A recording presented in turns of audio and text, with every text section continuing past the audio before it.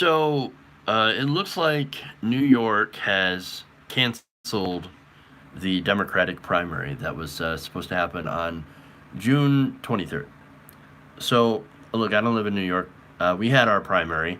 And you know what? That actually makes us more privileged than anybody living in New York because they just got robbed of their ability to vote in the election, which is undemocratic, for one.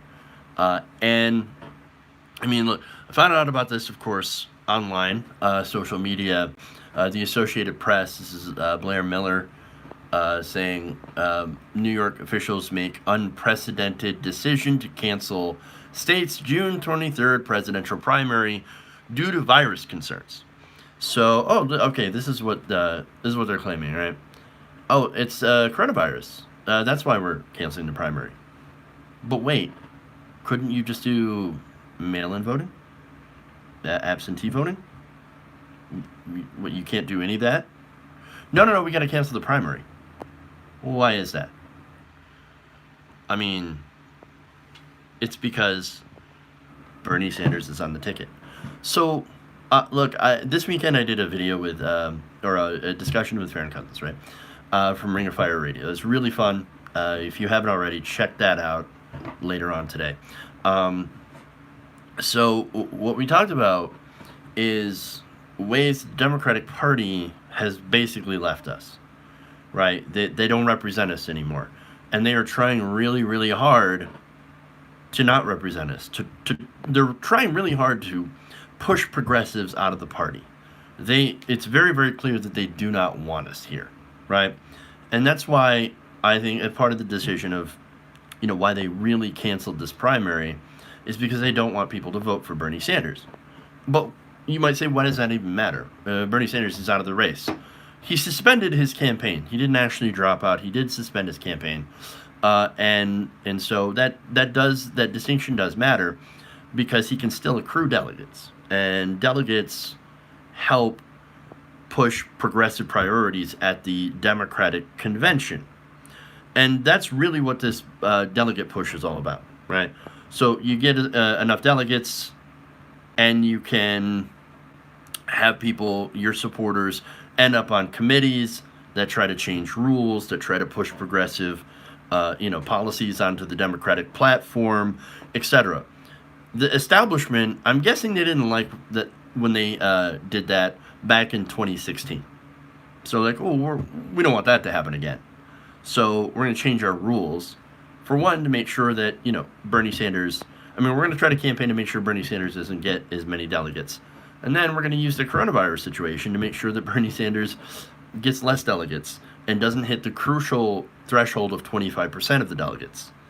And they're also doing that in a way to using the rules to try to take a third of Bernie's already won delegates and reapportion them elsewhere, since technically Bernie Sanders is not in the race, even though, again, he only suspended his campaign. So this is, I think, another part of that. I know you can call me a conspiracy theorist all you want, but it's very clear the Democratic Party does not like the fact that Bernie Sanders was, still able to get delegates and having any sort of influence in the party. The establishment hates it, and they do not like progressives. In fact, they seem to fight more, harder against progressives than they do Republicans. And I talk about that stuff, of course, all the time. And so that's the situation that we're in. You've got millions of New Yorkers, and whether or not they were going to vote for Biden or Bernie, it doesn't really matter. They got their voice essentially taken away from them. They're unable to cast a vote now.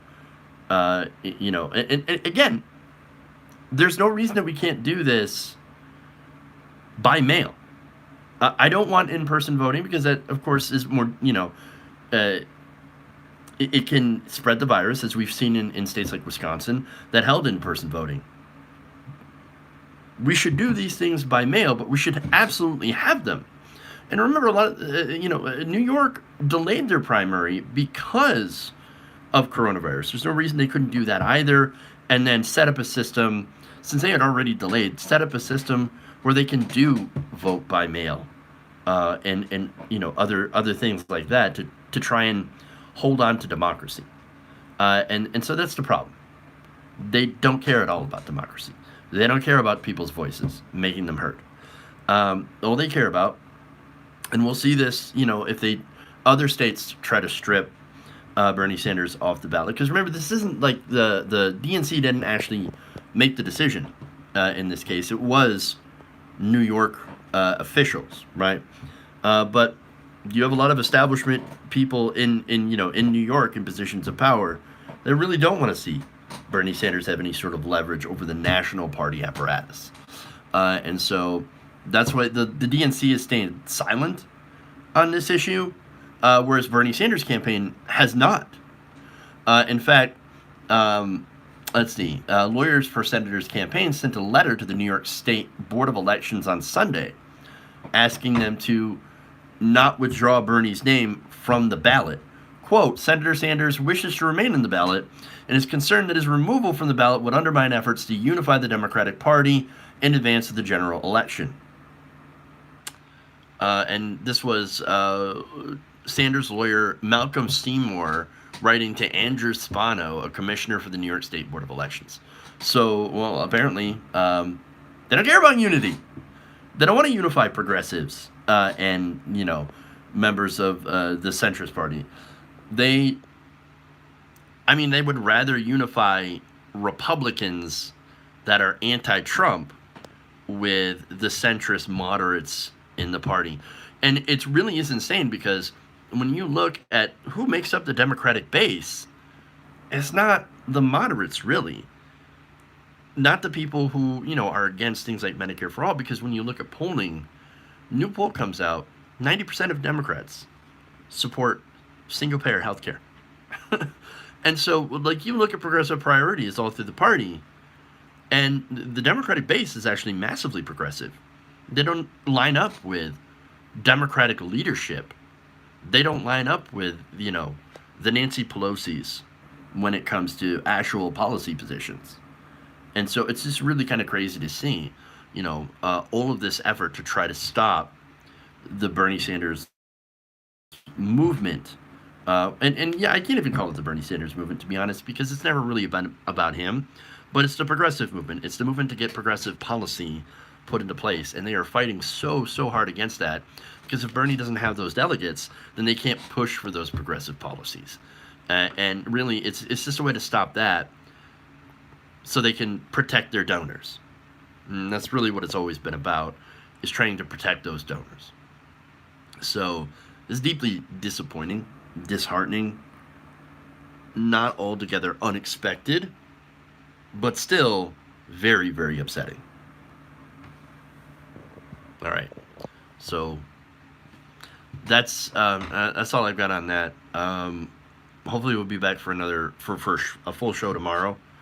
So thank you guys for tuning in, and yeah, get mad and stay mad.